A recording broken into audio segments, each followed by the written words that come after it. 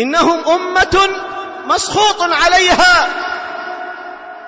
قال الله عز وجل: ترى كثيرا منهم يتولون الذين كفروا لبئس ما قدمت لهم أنفسهم أن سخط الله عليهم.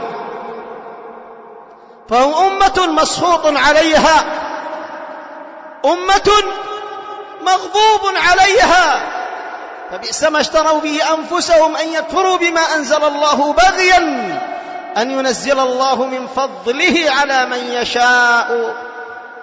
من يشاء من عباده، فباءوا بغضب على غضب. وأنت أيها المسلم تدعو بأنك لا تكن على طريقتهم في صلاتك، وأنت تدعو ربك أن يهديك الصراط المستقيم، وتقول: اهدنا الصراط المستقيم صراط الذين أنعمت عليهم غير المغضوب عليهم وهم اليهود ولا الضالين وهم النصارى.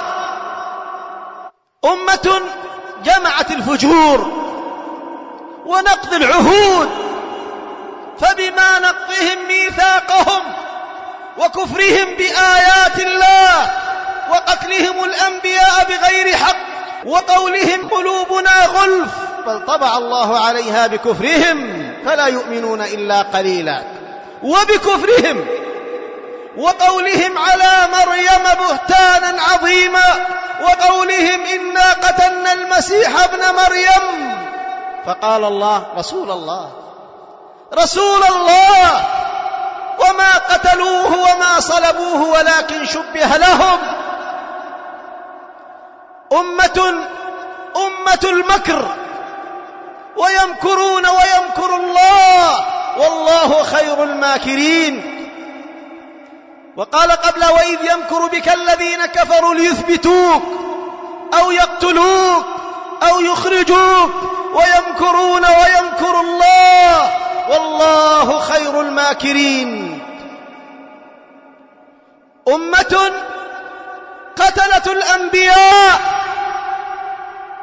ففريقا كذبتم وفريقا تقتلون،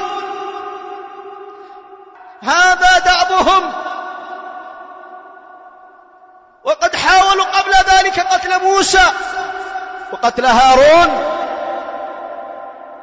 ومكروا بجميع الأنبياء، ذبحوا يحيى بن زكريا، قيل أيضا قتلوا زكريا عليه السلام، وهكذا يمكرون. ودأبهم كل فجور وكل عصيان